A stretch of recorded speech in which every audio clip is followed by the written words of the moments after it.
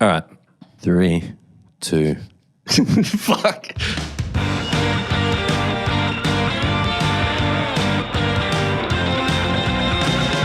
Welcome back to episode 5 of the True Love Tattoo Podcast. I'd like to thank our sponsors, Killer Merch. So it's killermerch_printing on Instagram. That felt pretty good. First week, haven't fucked it up. Check them out. Get onto them for any of your screen printing needs, shirts, hoodies, fucking anything. They can do it. They're amazing. Local Melbourne guys, Killer Merch. So today, episode 5, I've got a very dear friend of mine, Miss Bree Rennie from Art on Skin in Sydney. Thanks for having me. Anytime. I think that we should start. You've got a pretty big announcement. Yeah. Yeah. Pretty big. What is it? Well, as of this week, I'm going to be working part-time at Little Tokyo in Sydney. And what's that sort of mean to you to be able to work at somewhere like Little Tokyo?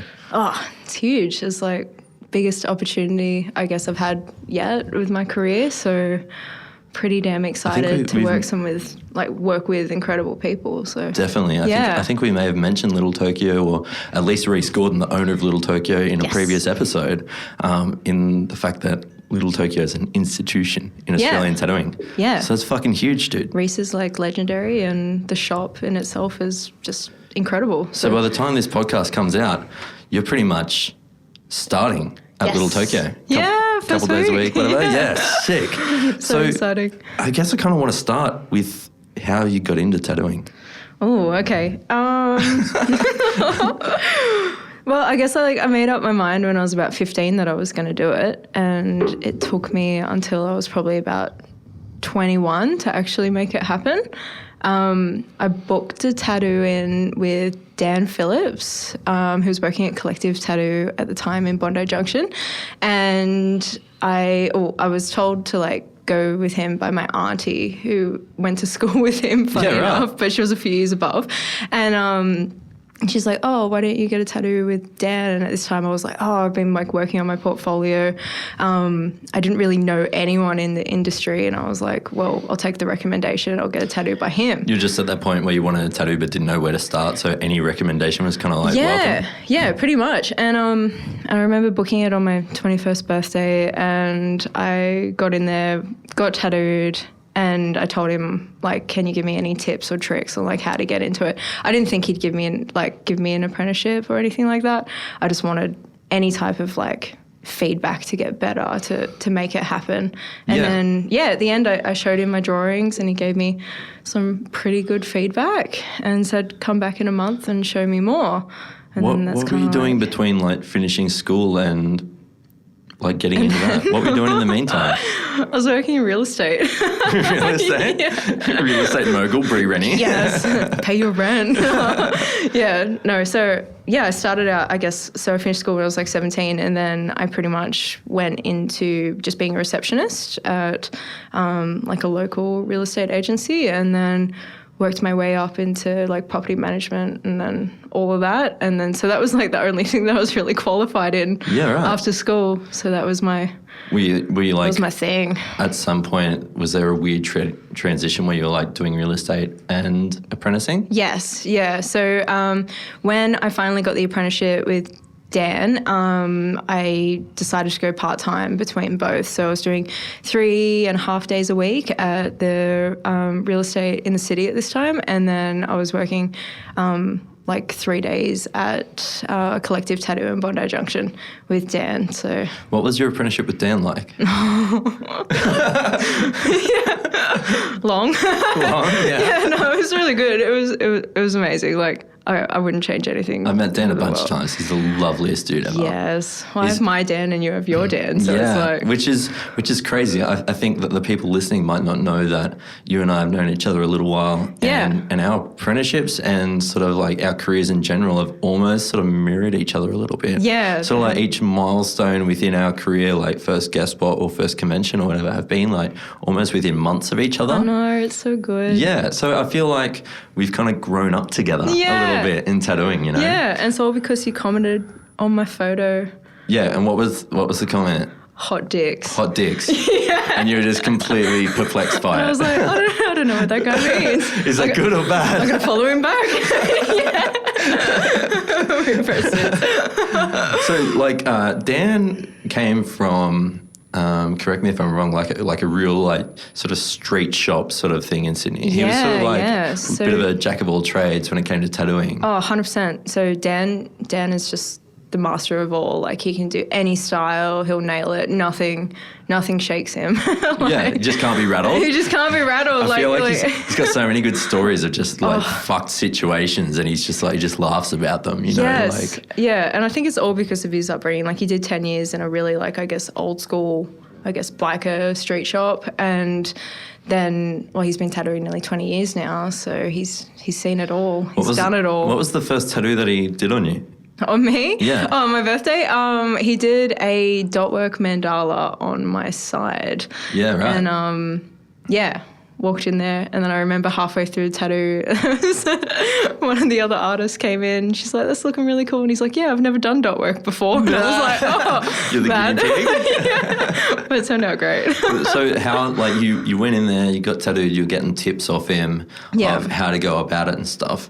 What was it like? How did you come about apprenticing? Oh, okay. So, like, after he tattooed me, he gave me all these tips, and he's like, come back in a month, show me, like, work on your shading, do a bit of this, do some more, like, show a bit more versatility and all that. Yeah. And so I just kept coming back every month with more drawings, just hopping on the train to Bondi and being like, I'm just going to rock up and show him. So many times I got there and he wasn't there, and I was like, damn. God damn it. It's okay, I'll come back tomorrow.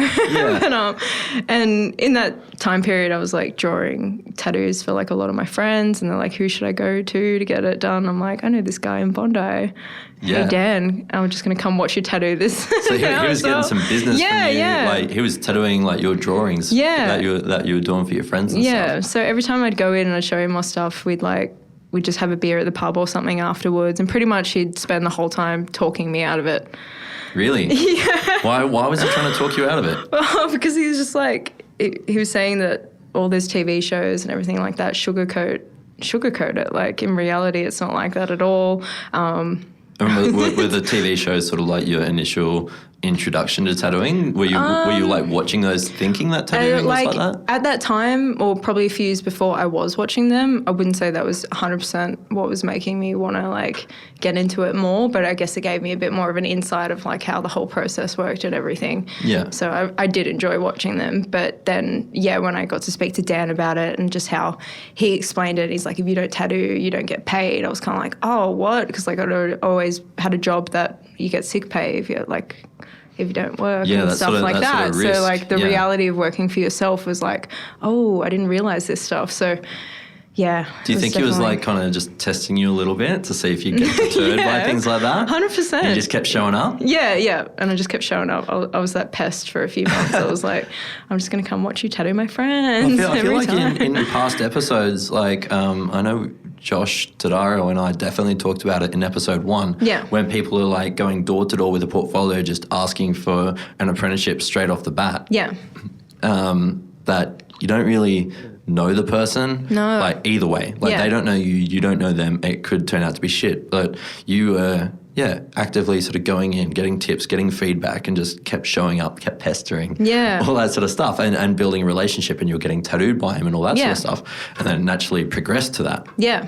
No. So like, would you definitely sort of recommend that kind of thing if people were trying to get into it? Like 100%. that way? Yeah, definitely. Like, getting to know him more and more every time that we got to hang out and stuff, and just, I guess, see his passion towards tattooing. And obviously he was so hesitant to take on another a tattoo apprentice, because he'd had 5 prior to me. Wow. So I think he just kind of like, after his last one, which didn't end up pursuing tattooing full time, he was just kind of like, why spend all this time So the last, on someone else if they're not going to pursue it? The last person, or like the last few people, just never, like, it was just too hard, or it wasn't for them, and they just didn't go through with it. So he sort of thought. So maybe that's why he was a bit wary with me, I guess. But like, definitely, I don't know. I won his trust, I guess. Totally. You just want that approval. Yeah. I get that. I relate to that. Yeah. So it was sort of like, you still work with Dan now. So that whole time, like, you still, yeah. Yeah, Dan's like my left arm now. Your left arm? The one that you don't use every day, but you still need it. Just stretches. Yeah, exactly. Stretching my patience, Dan. Yeah, pretty much. No, Dan's great. He's a good egg. Yeah. So, like, what are the sort of like the biggest lessons that you've sort of taken from Dan, whether he's sort of like sat you down and told you, or you've just sort of like picked up from watching him work? One of the first things that he said to me was, it's not all spotlights and blowjobs. I was told the exact same piece of advice. The exact same. I think it's crazy, but it's true. Like, I think maybe some people think there's like a bit of a rock star mentality behind it, but it's quite not. glamorized, isn't it? Yeah, it's I think really not. The general mentality is you show up, you get to do cool tattoos every day, and then you work for yourself, and then all that sort of stuff, and it's not like that. No, not at all. You work for yourself in a way, but it's not as glamorous as people think. You're just covered in people's like sweat and blood and tears, and it's gross, and they like fart on you, and then like, I haven't had that yet. It'll happen. But I mean, like, every day, like, you're the same. You know, you do kind of like everything. You'll do walk-ins. It's sort of. No, he definitely just... giving people what they want. Yeah, 100%. Like, he definitely taught me that. Like, at the end of the day, you are what you are because of your clients, pretty much. And he basically told me that. And, like, if you don't have customers or clients returning and stuff, like, what are you? What's the point, you know? Like, I feel like there's a lot of tattooers out there that they just don't get repeat business. They'll get loads of new customers that just don't come back. But that's not fun. It's not fun. No. I spend all this time getting to know you. I want to see how your life is next time you come in, totally. you know? Like, we've worked together a few times. Like, I've guested at your shop. You've guested it at places I've worked. And I feel like when you are tattooing people, you just really connect with them, and you always chat, and you always... Thanks, man. Like, it's sort of like... And it's sincere as well. Like, it's never just like when you get a haircut, well... we both have friends that are hairdressers, so it's not, it doesn't really apply. But, but like when you go to like a hairdresser for the first time, it's just those really shallow questions that kind of like just lead nowhere, and you know that they're asking every customer that. Yeah. I feel like people that tattoo you, they really get to know you, and you always end up with like customers bringing you like presents and things like that. It's crazy. What's like some of the I don't know why they do. What's some of the shit that people have brought you? You had someone like bring you ramen one time. Oh yeah. So I tattooed this beautiful little Japanese girl, and I told her how much I liked ramen, and then she came like a week later and had like from the ramen restaurant she worked at like frozen little compartments of all the ramen ingredients that I could just like build your own. I could just build my own ramen when I got home. That's amazing. I know, she's so nice. Didn't you get like a wax seal stamp, like a personalized like? I got a personalized wax seal with my logo on it. And that's incredible. And I feel like that was from Sophie. She's such a good egg, such a nice person. Yeah, like you've got so many returning customers, but I feel like people only go out of the way and do that sort of thing if they genuinely connect with you and really enjoy spending time with you and all that sort of stuff. Yeah, I don't know that many tattooers that build that kind of relationship with their customers. Aww. And it's something I really look up to. And it's like, oh man, I'll never see that dude again. Yeah. Oh, I don't know. Like, I guess at the end of the day, like tattooing is such a personal experience. So like if they're going to walk away from anything, they're going to remember how they felt and how you made them feel. Like even if the tattoo's not amazing, if you made them feel good in that moment and like connected with them, they're going to remember that for the rest of their life kind of thing. So like I'll look at tattoos that I have and it'll just remind me of like the shit experience I had getting tattooed by that person. And I'm like, you don't want that. That's the thing. And it could be a great tattoo, but I'll look at it and I'm like, oh, that was a shit day. Yeah. You know, you want to look at all of them and be like, I remember exactly where I was, who did that, what the conversation was that we had. Takes you right back to that moment. And I guess like we're so lucky to do this as a job that the fact that people trust, like have that much trust in us to like do something on them forever, like fuck, like it's crazy. Hey, it's such a cool moment. And why not? I want to get to know everyone that wants to get tattooed by me. So yeah, even if they're a walk-in, I'm like, be my friend. it's just this need for acceptance that you have. It's just like goes so much deeper. Just like daddy issues. What do you do for work?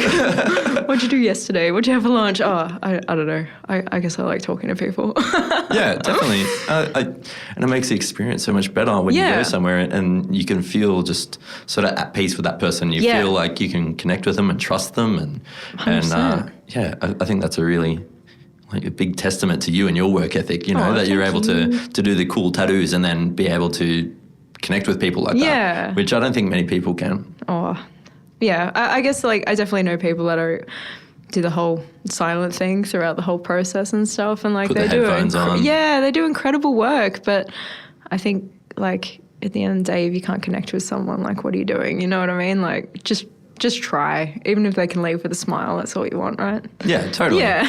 And they'll come back, and then like I'm sure you've met loads of people through tattooing that have just become your mates over the years as well. Yes, like so many people that I've tattooed are now some of my really good friends, and I couldn't change it for anything. They're amazing, and it's all because of tattooing. And like I get to see them out when I go for drinking and stuff as well. That's kind of like a double-edged sword, though, isn't it? Yeah. Yep. It's like, yeah, you saw me really shit-faced. I'm just gonna go over here. For people watching the video or looking at the thumbnail, you've probably seen Bree's face before at Frankie's Pizza because she's there all the time. I'm just going to ruin Frankie's Pizza for you now. And you can never go there again after this. I need to ban myself from that place. It's so bad. The queen of Frankie's. No. There was one week I went 4 nights in a week. That was a bad time. You were going midweek. Yeah. Fuck. Yeah. So after that, I didn't go for like 2 weeks, but it's the best place. It's the only place to go in Sydney, I swear. Just aiming for that sponsorship. Yeah, hey Frankie's, sponsor me. So this week we're doing something a little bit different, and we opened up the format of the episode to everyone that listens, where they got to ask questions, but they don't know who the guest is. It's me. So it's you. So it weren't targeted questions. These are just questions that people wanted to know regardless of who the guest was. Yeah. And I feel like some of the ones that we got apply so well to you. It just panned out. So are you keen to go through some listener questions? Let's do it. All right. Question number 1. I've copied and pasted these and I haven't edited them. So I don't know if the grammar's going to be good. So I could just like read bad grammar and come across not so bright. Have you heard me speak? It's okay. Sometimes it's like you're talking another language. Oh, stop it. So question number 1, is there anything that you're passionate Is there anything that you are as passionate or nearly as passionate about than tattooing? What is it? What can you relate about it to tattooing? And what was a moment where you almost pursued it instead of tattooing? Oh, I feel like that doesn't really apply to me because tattooing is all I've wanted. And I feel like I'm like 90% tattooing, 10% human maybe. Yeah. But like I feel like nothing else has, I guess, made me want to do it more or pursue it more. But when you were doing real estate and you had those sort of like aspirations of being a tattooer, was any part of you like, it's probably not going to happen, I'm just going to be in real estate forever? Or were you like, no, I'm going to make it happen? I was like, this has to happen because if it doesn't happen, I'll just kick myself forever. So I think if I didn't do tattooing, I'd probably definitely pursue something like art-related, drawing or something along those lines. I definitely did think about graphic design when I was like 17, 18, deciding if I wanted to do uni and stuff, but I could not, I guess, show as much interest in it because that wasn't what I wanted to do. So yeah, you said earlier since you were like 15 that you wanted to tattoo. Yeah. How so you got your first tattoo at 21? No, not my first one. That was my third one. Well, that was your first one by Dan. Yeah, first one by Dan, yeah. Right. So, yeah, you're 18 getting tattooed? I got first tattoo at 18. I got another one like a year later with my mum. That was kind of cute. What did you get with your mum? I got a bee behind my ear for Bree. Just in case I forgot. No, my mum got like some writing on her wrist and stuff. But, yeah, that was kind of cool, getting her involved in it. And totally. Was that your mum's first tattoo? Yeah, mum's first one. That's crazy. Yeah. How much convincing did it take to get your mum to get tattooed? Not as much as I thought it would take. You just like floated the idea and she was down. You're like, yeah. Didn't expect it to be that easy. But yeah, so pretty much, I don't know, like I guess tattooing was it for me. If I was still in real estate, I'd be like, nah, I wouldn't be much of a human, I don't reckon. What's your mum think about you tattooing? Oh, she's cool. She's like a tattoo connoisseur now. Like she'll stop people. She gets me customers. like my mum's like really bubbly and out there, and like tattooed this chick. She's a dentist, and I'm like, oh, so she came for the consult, and she's like, oh, so I met your mum. She actually told me to follow you on Instagram. I'm like, oh yeah, where'd she meet? And she's like, oh, in the toilets in Chatswood Shopping Centre. I'm like, oh yeah. Your mum's just accosting people in public, just like, are you gonna get another tattoo? Here's my daughter's Instagram, and now she wants a cut, and I'm like, stop it. I don't even carry cards. I don't even have my own cards. I don't even carry cards. I'm the same. But and your mum's just like dealing them out to people. Yeah. Oh, God bless her. But no, she's a good egg. But what about you? What would you do if you weren't tattooing? Fuck. Well, I went to uni. I think I mentioned that. Well, I definitely mentioned I went to uni in previous episodes, but I don't know if I mentioned what I did. What did you do? Not much, no. Sweet fuck all. I did a Bachelor of Photography and a Bachelor of Graphic Design at uni. So that's cool. I went there.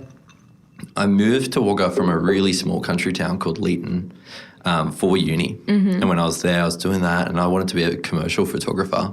So whenever I took photos, I was taking into account how much negative space to leave in the photos for text to then go in it. So every time I took photos, if it didn't have the negative space, I'd like Photoshop that in. I was like obsessed with Photoshop too. Everything was like heavily manipulated. So I was doing that.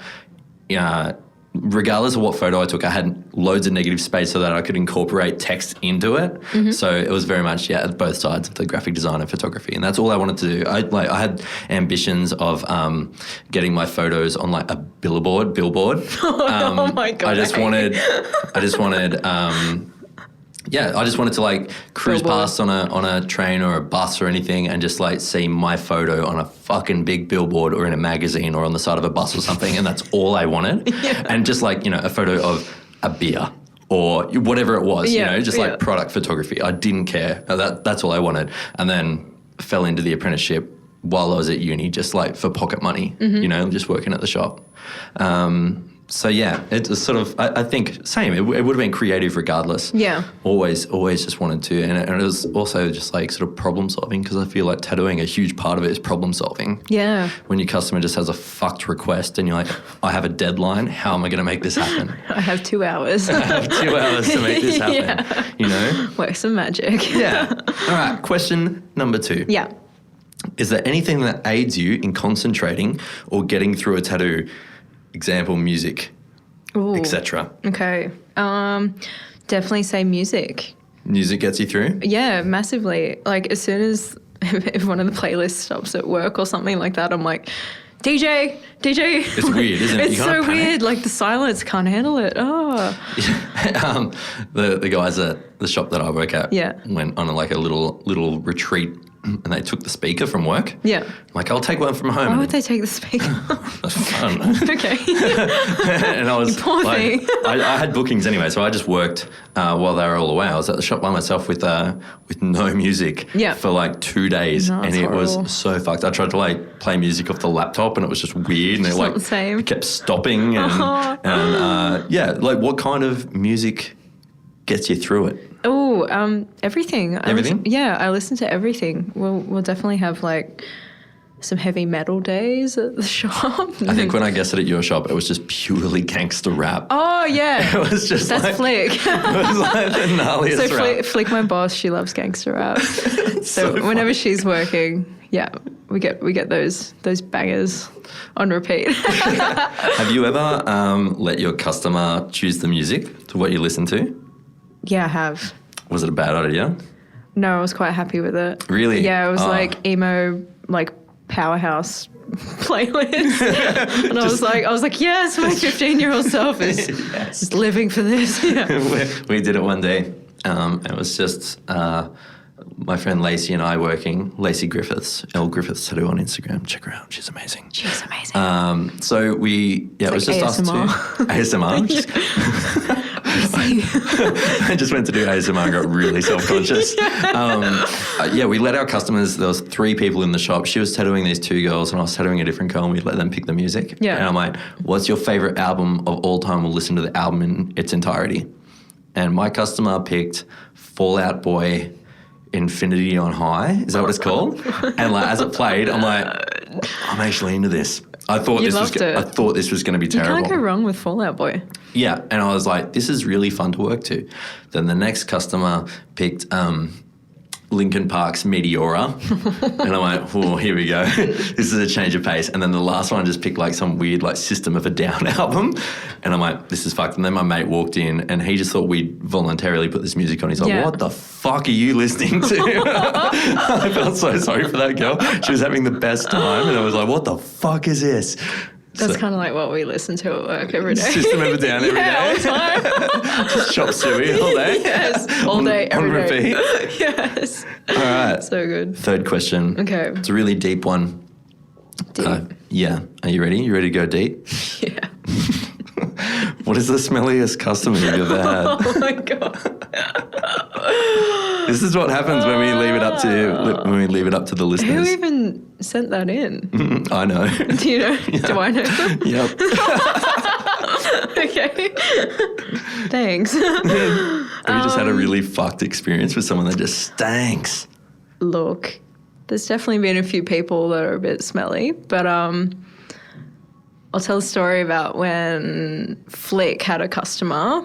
That was on another level. Like, really? He was a really nice dude. He was just a walk-in. He called up. He wanted some Old English on his stomach, and Flick was free that day, which is rare because usually she's always 100% booked no matter what. Yep. And I think she had a cancellation or something. So she's like, yeah, I'll do this walk-in. And this guy shows up. Mind you, it's like 40 degrees or something outside. Oh, no. And this guy shows up in like 2 hoodies. And we're like, why has he got so many layers on? Who needs that many hoods? Yeah. This guy. And he like took his hoodies off and to show his stomach to get the tattoo, and the smell was something else. Pungent. Yo, yeah. Like we had to open every door in the shop. I think me and Chris Copping was working with me at the time. We actually went and stood in the garage, like in the car park for like half an hour because we were like, we can't be in there. It was, I've never experienced anything like it. That was incredible. That was on another level. But I feel like the most important thing before you get tattooed, other than having a good meal and be nice and hydrated and well rested. Just be clean. Have a fucking shower, people. Yeah. Or like when people come from the gym and you're like, what? I tattooed an entire girls' soccer team right after they played 2 games of soccer. Damn, that's sweaty. With no shower. It was 8 girls, and I had to tattoo 8 asses. Asses too. And they just all came out into the shop floor when I said you can bring one person. Yeah. And all 8 of them came out, and it fucking reeked. And then that was bad enough. And then later in the afternoon... just like shoving paper towel up your nostrils. My boss down, just chroming like a fucking Lynx Africa. I love Lynx Africa. Later that afternoon, like Dan was just laughing at my situation and how fucked it was. And then we got a phone call, and it was a men's Oz tag team who had also played that morning. That's worse. And then like 6 of those guys came in, and like dude's BO was just like twice as bad as the chick's BO. Yeah. And then the shop was fucked. No. It was just non-stop.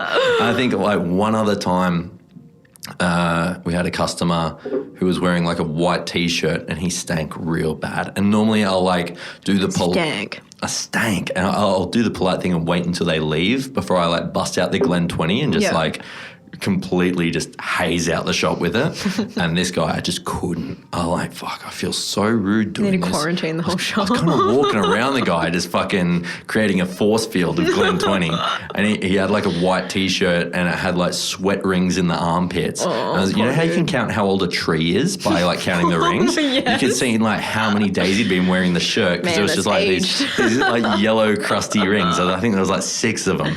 You know, I'm like, oh, that is fucking rank. Wow. And it's like, I don't know. Is this recently? No, it was maybe 2 or 3 years ago. Oh, okay, right. But it stuck with me. Yeah. I feel like just telling that story, it's like the smell comes back into my memory. Your nose hairs were like burnt off. There's plenty of those. All right. Oh, gnarly.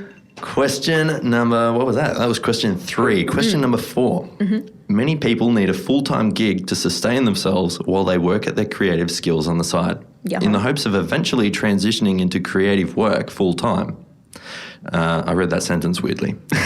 Do you have any tactics for maintaining momentum and motivation while you're juggling a 9-to-5, friends, relationships, family, and sleep? Ooh, okay. Well, Because you kind of did that. You had your 9-to-5 doing real estate. Yeah. And then how did you juggle that with like pursuing an apprenticeship? well, yeah, like I said before, I was doing like 3 days at the real estate, or 3.5 days at the real estate, 3 at the tattoo shop. And pretty much I just looked at that as money. Like my motivation was knowing that I was doing my apprenticeship and that I wanted to be a tattoo artist. So I guess knowing that I just had to push through on those days, doing something that I hated. Like I could do it, I was qualified in it, but I had no passion, no feeling towards real estate. It was just a job. It was just a leeway to get me to where I wanted to. You kind of just had to sacrifice a couple of days and a couple of days worth of real estate money. Yeah. In order to be like, you could still live, but you could invest that time. So for people that are working full time, maybe like look at how you can cut back to part time and still. I feel like part time, like if you could do it and live, definitely. I was lucky that I could, on those 3 days, I could earn enough to get by for the rest of the week. So then I could spend my time in the tattoo shop and then also drawing at nighttime and stuff. But then like the whole juggling friendships and stuff like that, I guess, like I was a bit of a hermit at that time. Was? You still are. I still am, yeah. But like more so, but I guess I had a good relationship with the people that I did work at in my part-time job, as well as the apprenticeship. So then that was kind of like my social time at the same time. So I could have lunch with them, or I could have dinner with them to like have that nice balance. But other than that, I just looked at that as a leeway. Like, and I feel like as far as like relationships and friendships go, people that really care about you are going to be like, oh, she wants this, cool, we might not hang out as much, but this is what she needs to be able to do what she wants and all that sort of stuff. So I feel like any friend that gets like butthurt over the fact you're not spending time with them in order to pursue something like that, you know, they're probably not a great friend anyway. No, 100%. Like if someone like anyone that you meet, if they're really passionate about something, they will do whatever they can to get to where they want to be. And like you just have to support that. And so I was lucky that a lot of my friends also felt that way about me. They're like, oh, she's not going to come out tonight. Oh, she has to draw. She has to do this. And like they were cool with it. Yeah. So they helped me because I guess they took that pressure off me, thinking like, oh, I'm a bad friend. I can't hang out all the time, or I can't have dinner every night. You know what I mean? So I guess I feel like the general answer to that is sacrifice. Oh, definitely. Really. Yeah. It's sort of what can you do without in order to get to where you want to be. Yeah, definitely. Sacrifice, time management, that whole thing. Like instead you have to cut out like so you can much work stuff. a 9 to 5 and then at a snap of the fingers you can just immediately go into whatever field it is that you're more passionate about. No, yeah. It's a gradual thing. 100%, definitely gradual. Like my apprenticeship was roughly like 2.5 years, and I just knew that if I can get through this, however long it's going to be, because at the time I didn't know how long it was going to take, how long or short it was going to be. Yeah, it's not like a formal apprenticeship like electrical where it's like 3 years and then you're qualified. You don't sign off. No, you don't have a sign off. That's the thing. Like, I think you and I talked about this once before, and I'm like, what was it like when you found out that you weren't an apprentice anymore? And you're like, don't know. It just never really came. It just like it's just kind of like, okay, you can charge. I think a normal hourly rate now. Yeah, it was like really underwhelming. Oh, is that it? Like, I think in my head, where's my crown and my like my sash? big cape? Yeah, where's my sash? The whole time, where's my wings? In my head, I'm like, like Dan's going to sit me down. He's going to make a little bit of a fuss out of it. Yeah. Like, congratulations, you know. I don't know what I expected, but I was expecting a little bit of fanfare. Yeah.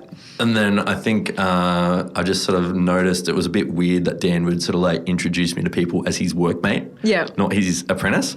I'm like, oh, that's weird. Why'd he say that? And then that went on for a little while. And then I asked Dan, I'm like, how much longer is my apprenticeship? And he goes, apprenticeship? He's like, fucking, I don't know. He's like, I don't know. I've told you everything I know. I love Jan. so I have no idea how long my apprenticeship was. Yeah. I don't know. But do you still feel like you're an apprentice though? Oh, 100%. You still feel like you're always going to be Dan Phillips' apprentice? 100%. Yeah, me too. I think that's you good. Too? No, Dan Pollock, not Dan Phillips. I don't know. I think that's cool though. Yeah. I feel like in a lot of other trades, you know, people will do a plumbing apprenticeship or whatever, and as soon as they're signed off, they just fuck off and go out on their own or whatever. And it's like, for like, your experience is so similar to mine where you stay around and you pay your dues a bit, and it's like, because you owe them so much. It's like, it would be disrespectful if you just got signed off and then just fucked off completely. Yeah, like they did good to you, like you do good to them. Like, why not? You respect them. They're like your number one, you know? You don't think of how much stress and how much they've just agonized over your apprenticeship. Whereas you think, oh, I just show up and they tell me what to do. And it's like, man, they're probably like tearing their hair out at home over, fuck, I'm responsible for this human and their career and shaping the rest of their life. Like a child. Totally like a child. Yeah. No, Dan's the man. Dan's the man? All right, next question. Are there ways to work smarter rather than harder so that you don't ruin yourself mentally, physically, and emotionally? Okay, smarter. Oh, I reckon whatever I'm going to say, I probably should apply to myself a lot more. You're like, oh. Yeah. Take your own advice. Yeah, I should take my own advice. Smarter would definitely be one thing. I reckon show the design on the day when they show up. I'm trying to do that more at the moment. Well, a lot of the time I show about 3 or 4 days before, but in reality, then they show all their friends and all their family members, which is okay, but then they come back with 100 changes based on other people's opinions. So it makes it 10 times harder before the appointment because you might have spent hour, 2 hours making back and forth changes when they could have made the decision on the spot for themselves. You know what I mean? Yeah. So I reckon that would be smarter and saving time. Yeah, so it's sort of like even outside of tattooing, for people to work smarter rather than harder, it's more about economizing your time and making it efficient and streamlining the process as much as possible in like sort of whatever they do. Yeah. You reckon? And it's sort of like anything that's unnecessary or anything that leads to... Cut it out if you can. Yeah. Yeah. Just strip it back as the whole process of whatever you do as much as you can so that you've got more control over it. Yeah, definitely. I reckon control like that is just... You'll be able to do... Like, everything will just run a lot more smoothly. Yeah. And... I reckon that would be a smarter way of going about it, showing it on the day, and I'm definitely trying to learn that myself. I think by trying to streamline things and make things more efficient, it can be easy to come across like a bit of a cunt as well. Yeah. You know, like that's hard. And then how do you think is the best way to handle it by minimizing unnecessary sort of like interactions or complications before the day? Before the day? Oh. Without being a dick.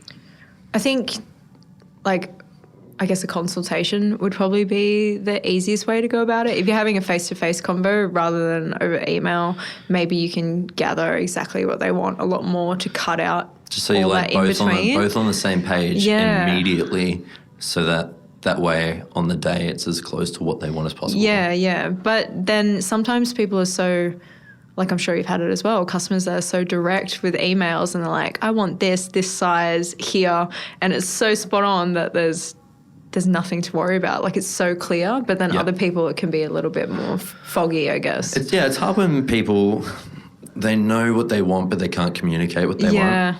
And that always sort of leads to complications. Yeah. Communication Communication number 1 is king. Is king. But yeah, I guess that would be like one point for like being smarter rather than working harder kind of thing. But like, what about you? What would you suggest for that one? Yeah, working smarter rather than harder. I think they're both important. Yeah. fuck, anyone that listened to the episode with Tan Vandenberg, pretty much every second. She's like a powerhouse, man. Every second and third word was work hard. Yeah. so she's just a boss. I feel like I don't really need to hammer the work hard part. Yeah, I think you covered that. I think that was covered in that whole episode debate. 3. Yeah. But I think working smarter is being more efficient with your time and more efficient with your customers' time. Yeah. Because you don't want to waste their time either. Oh, God, and no. sort of get nowhere and then they show up and it's not what they want and then you have to rebook and all that sort of stuff and just sort of fuck everyone around. It's like if you can do things sort of as concisely and as properly as possible straight up, then it just means that you're going to have more time to do more work. And it'd be such a smooth process and you have more time then. Everyone has more time. Yeah, like anyone that works a job where you have to keep multiple appointments in a day, if you're fucking around with one of them, it's less time that you can spend doing your second or third appointment. Yeah. Which ultimately means less business, less money, all that sort of stuff. So by doing that, and it's just, no one likes to get fucked around. So it's if you can just nail that stuff as easily and as not quickly. I understand shit takes time, but get out of the fucking way. Yeah. No, but I mean, it's better for everyone if you can streamline a process as much as possible. Yeah. Like whatever it is. Yeah. I don't really like winging it when it comes to appointments. Like I'd rather be prepped, all drawn. And so as soon as they come in, I'm set up, I'm ready to go. So if there is changes to the design, it's only going to take 10, 15 minutes maybe out of my time. Yeah. So then I can get into the tattoo and get it finished before my next appointment. I hate the fact if I have to make them wait around half an hour. Even if I'm making changes that they want, I'm like, I'm sorry, I'm taking so long. Totally. But because all that stuff cuts into time that you can spend with other customers. 100%, so it just pushes your whole day back if you're not prepared. Yeah. So, I guess time management is definitely the best way to go about it. 100. Are you ready for the next one? I'm ready. Okay. What do you think the most magical thing about tattooing is? Magical.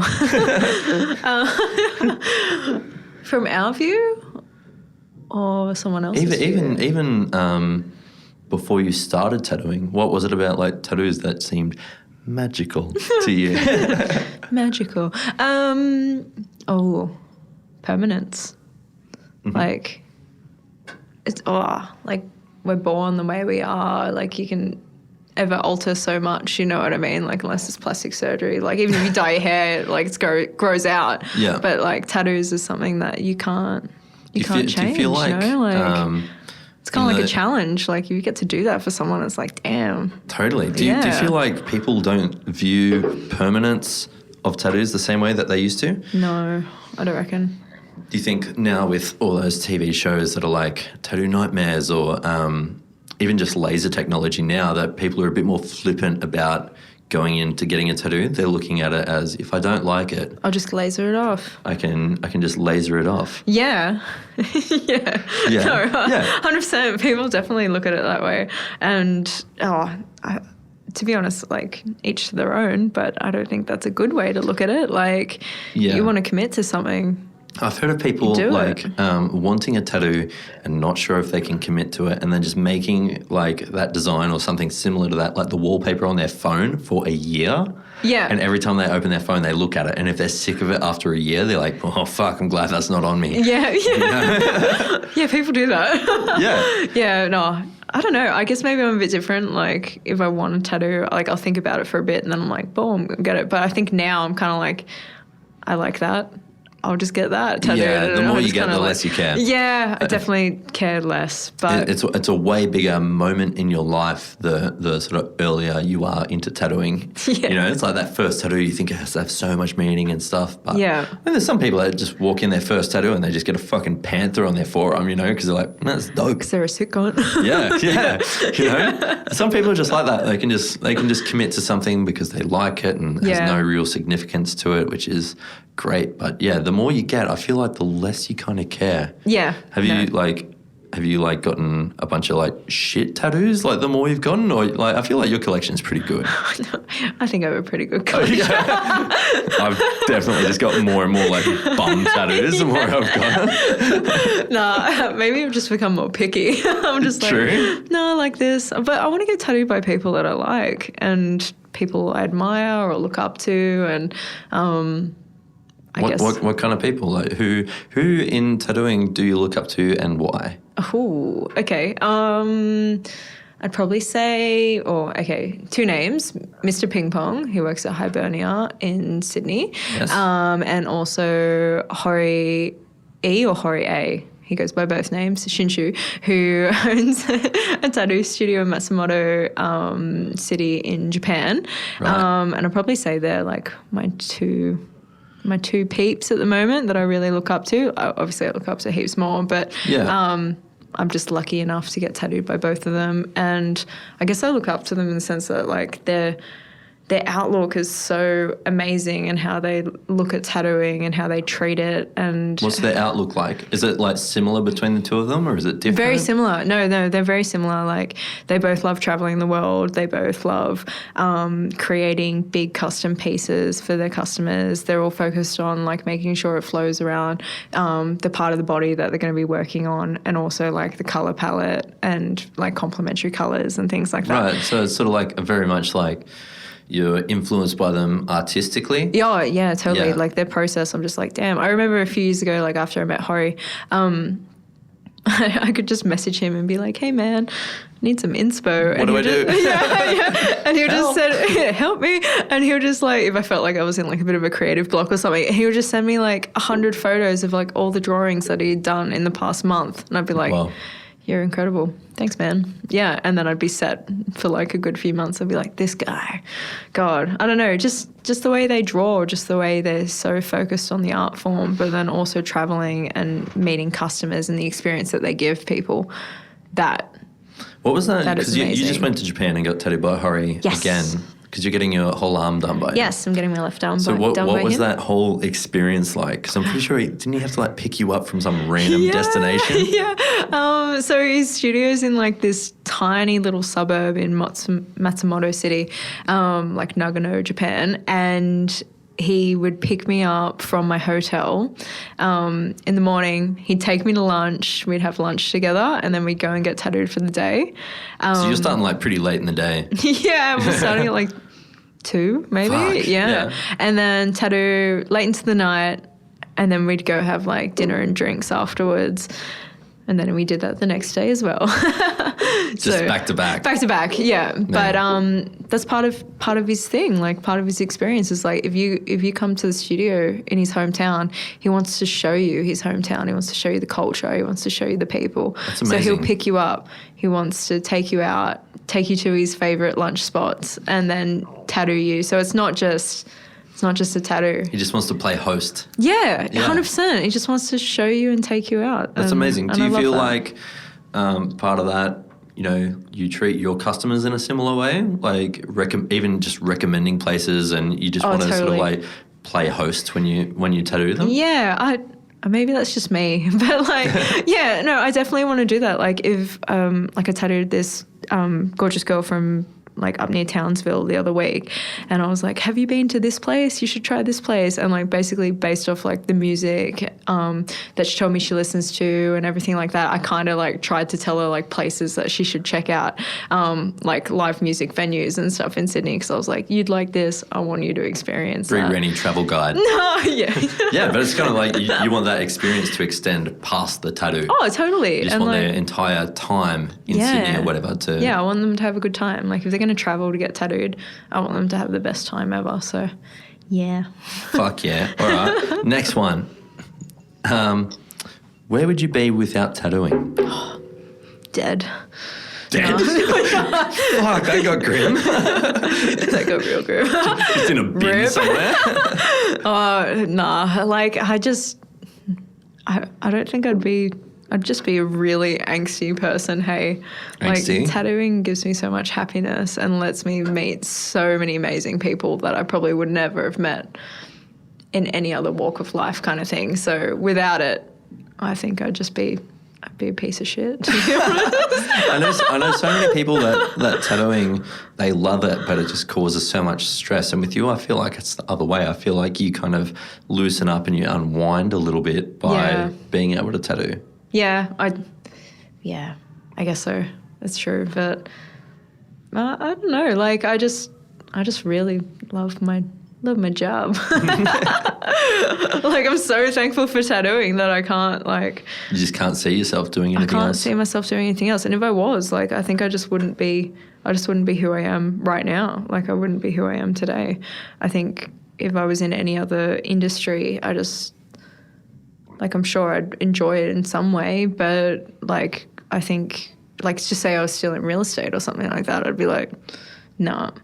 Like, so angsty. Kind of like a means Not a to an good end, time. just pays the bills, you show up, you go home. Yeah, I'd just be like hating the world, being like, fuck the system. But like with tattooing, I'm like, I love my life. Like, I love everyone. Like last week we had Rob Mopar on. Oh, yeah. And he said a few things that I feel like kind of mirror your outlook a little bit. Oh, really? Yeah. So I haven't listened to it yet. that's okay. You're just the worst friend ever. Oh, sorry.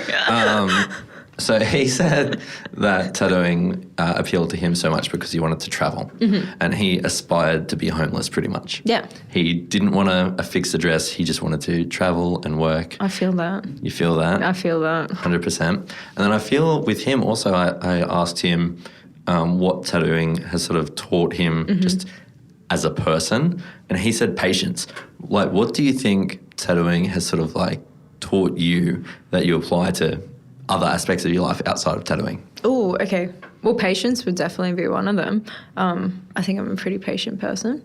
But I guess maybe it's taught me to be more appreciative. Like, I definitely appreciate every experience that I get to have or everywhere I get to travel to, and the people I meet as well. Like, sometimes I might be doing like the tiniest tattoo for someone, but like they tell me why they're getting it and why they chose me to do it, and it's kind of like, damn, like It's incredible. It is the most overwhelming experience knowing that I can do this infinity like in symbol on someone and make their whole year. You know what I mean? Like, or like for whatever reason that they're getting it, if it's closure or if it's like they lost someone or something along those lines. Those traumatic tattoos are always really heavy, but I feel like they're kind of like the most rewarding. Oh, definitely. Like, yeah, like appreciation on another level. Like, I feel like because I get to hear so many stories or meet the people that I get to like meet whenever I do anything else, like if it's traveling, like coming down to Melbourne for a week, I'm like, oh my God, I love my life. Yeah, like, yeah. I think with those like really heavy tattoos as well, like you said earlier, tattooing is such a personal thing. Yeah. And that person has obviously put so much trust in you to do the tattoo. But I find a lot of the time people open up a lot when they get tattooed as well. Yeah. I don't know if that's whether because of Ink Master, everyone has their sob stories that they tell and they think that it's all Miami Ink. Look, and they it think could be. But I reckon we're kind of like hairdressers too. Like, I feel like our job's the same. Like, people just unload when they're like... Because then they can leave and maybe never see you again. And they just got things off their chest. And I'm like traumatized. No, I'm kidding. You got like 3 more tattoos that day, and all you can think about is just that really heavy thing. No, but yeah, I just... Yeah, maybe, yeah. Was there a time where you did like a particularly sort of heavy tattoo for someone, and then when they left, you just felt really good inside about being able to do that for them? Yeah. Yeah, this actually happened a few weeks ago. Well, it's happened multiple times over like the course of the last 3.5 years of tattooing or so. But yeah, like a few weeks ago I did this particular tattoo for a customer. She was recommended to me from someone who'd tattooed her before that's in New Zealand now. And she asked me to do this tattoo for a late partner who'd only passed away like a month or 2 ago or so. Wow. And she was so positive and beautiful and inspiring, and just like the way that she spoke about him and everything, like his death and everything along those lines, and like why she wanted the tattoo. I just wanted to put everything into that. Hey, like I was like, I have to make this absolutely perfect. And I feel that way about every tattoo, but but there's just that added pressure. Yeah, like there was just something inside me that was like, I have to make this incredible. And so I had to draw it up on the spot for her. It wasn't like a normal appointment where I'm like kind of prepping beforehand. And then when she left, I was just, I guess, so really like overwhelmed by the whole experience that like I burst into tears, and I was just like, damn, like she's so happy, and I That's just amazing. I got to do that for her in like such a like a hard time of her life, obviously, Yeah. and she probably would never go through anything that's that heartbreaking, but like I got to do it, and yeah, I guess I was like sobbing afterwards. I was like, oh my god, I did that, like, but she was so happy that she bought me chocolates the next time. So, See, fucking more presents. What the fuck?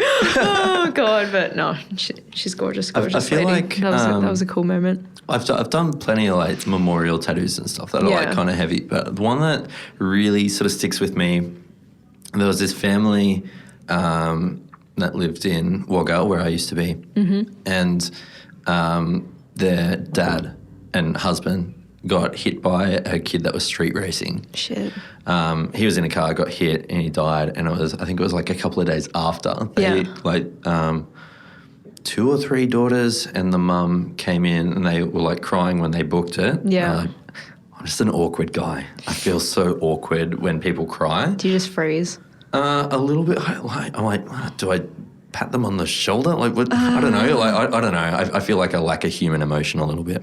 So I was like, I felt really awkward, but I'm like, okay, this is a really important tattoo for them. And they were getting, he had like a Celtic knot sort of thing inside his arm, and they just wanted his tattoo in the same place. Yeah. Which is such a cool way to sort of remember him by. Yeah, totally. And they came in, and I just remember the sort of pressure, like not only to do a good job, but to give them a good experience and sort of keep it light while they're getting tattooed. Yeah. And the whole time I'm like, don't be a fucking downer, you know? It's like, obviously, like I kind of want to talk to them about the tattoo, and, you know, it's like a little bit of that whole thing is like a little bit of a grieving process for them as well. Yeah. So it's like still be able to like talk about their dad and all that sort of stuff, but fuck, don't be a downer about it, you know? Like I want them to have a great experience, and I want them to leave happy and all high that spirits, good time. and it's one of the hardest fucking things to do. Like doing an easy tattoo and having like an experience like that is so much harder than doing a super difficult tattoo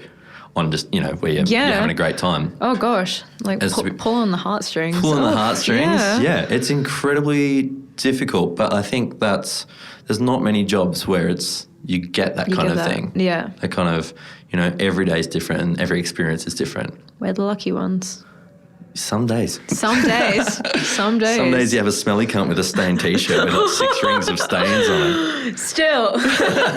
Still better than digging a ditch in the side of the road in like 40-degree heat. Exactly. So glad I'm not selling houses. Shout out to our real estate agents. They're the real heroes. Hey, it's just not for me. It's for them. All right, last question. Yeah. This question was submitted by a tattooer Oh, really? from Queensland Oh, by the name of Tommy Doom. cool. Tommy Doom is an incredible tattooer and an incredible person. So shout out to Tommy Doom. So Yo. his question is, he wants to know if the guest, you, have the intention or want to leave a lasting impression on Australian tattooing. Damn. Is there something about tattooing that you hope to improve upon a tiny bit within your time in the seat, and something that you can give back to tattooing? It's a really long question. Isn't it? He's a smart guy. Yeah. Yeah, way smarter than me. Do you think about like a legacy or an impact or just a change that you want to make within tattooing? I guess like I've never really thought about, well, coming into tattooing, I never thought that I'm doing it because I want to make an impression on the industry or anything. I think that's along kind of those something lines, that you know? I think that's something that you sort of figure out comes while with you're time. doing it. Yeah. Like how I'm viewing it is, I guess I just want to be successful, but I also want to be respected. But I don't look at the whole like making an impression thing. Like maybe that'll come in years, but I guess I'm a baby like in this, you know, like there's so many more people that are way more experienced than me, so many more years that like maybe in time it would happen. I think when you're hit around the like maybe over 10-year mark, then you're kind of like, damn, I want to give back. But at the moment, like I feel like I just want to get better. I just want to learn. Like what else can I take? Like I'm a sponge. I'm still in learning mode. I don't think you ever like lose the learning mode, but Hopefully not.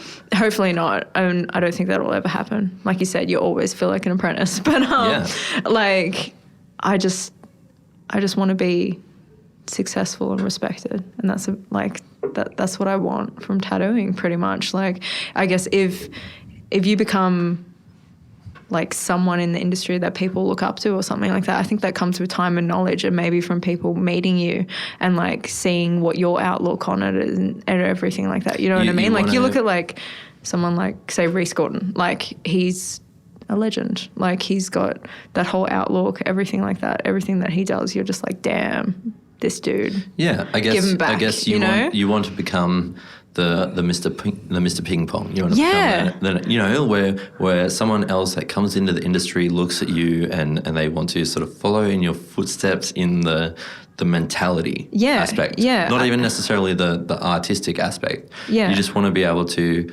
pass down to them what you've learnt. Yeah. And make it sort of somewhat easier or clearer for them. Like, I'm all for help. If I can help someone in any way, I'd give that to them. And I think that's why I look up to like Ping Pong and Hori and stuff like that, is because they've, like, obviously while I've been getting tattooed by them and stuff, they've given me their tips and tricks. And like, I feel like not many people give that info away, but maybe they saw something in me that, like, maybe they could see how much I wanted it and how much I wanted to get better. So they're like, I'll help this little human out and give back. And like, I would love to be able to get like give back to people like that. And I think that's maybe how you become something and like remembered in that sense. Yeah. But I don't think anyone goes out looking to make an impact from day dot like that. I think it happens with time. You work things out and you work out what you want to change and what you don't like and what can be improved upon.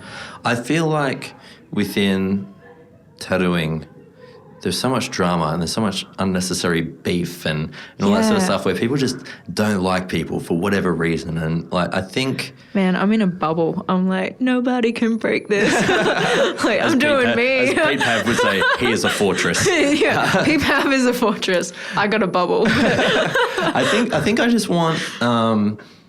someone said it before, I can't remember who, but they don't want a tattoo industry, they want a tattoo community. Yeah, I feel that. And I love it when people can come into a shop and you look at their tattoo and you'd be like, oh man, was that such and such from that shop? That's how cool rad. is that? It's the best feeling, as opposed to why'd you go to that person? Why didn't you come to me? I think it's so cool to be able to, especially because what tattooing used to be, it used to be like no one... Territorial. It was territorial and it was kind of like magicians. They never reveal their tricks. No, you have to work secretive. everything out for yourself. Yeah. Whereas now it's getting a lot better. You know, it's more people sharing and communicating and engaging with each other, and people doing like flash days at each other's shops or doing everyone conventions gets to like together. come together and meet. That. Like, the conventions are so cool because you get to meet so many incredible people. It's amazing. And I just want that to keep going. And I just want less beef and I want more shops and more communication and more just, I don't know, I feel like people aren't supportive enough of each other. I want that too. I like, that would be the goal. Like, I feel like there is going to always be like some type of bitchiness or negativity, like in any type of industry. I mean like, jealousy is a normal thing, but I'd much rather people to be like, oh man, they got that opportunity,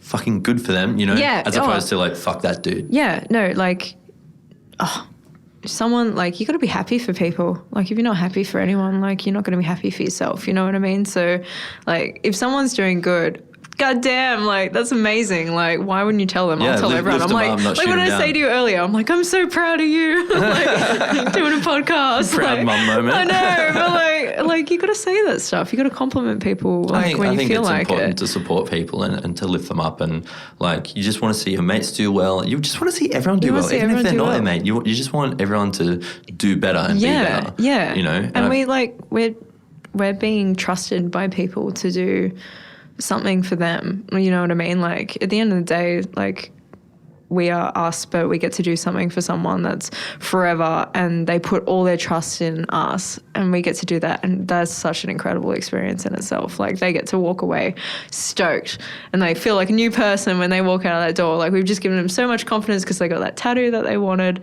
Like, shit, we're killing it. And we get to do that and they get to be happy. Like, it's a pretty cool job. Damn cool job. I reckon that's a pretty good spot to end this. Oh, really? Yeah. I Let's reckon. end it. End on a high. Yeah, why not? Yeah. Bree, thank you so much. You should definitely go get tattooed by Bree Rennie at Art on Skin and or Little Tokyo in Sydney. Check her out. Bree Rennie, all one word on Instagram. Thank you so much, Bree. Bruni, thank you. Bruni. Bruni. Thanks for having me. It's all right. Did I just talk shit for ages? That was the point.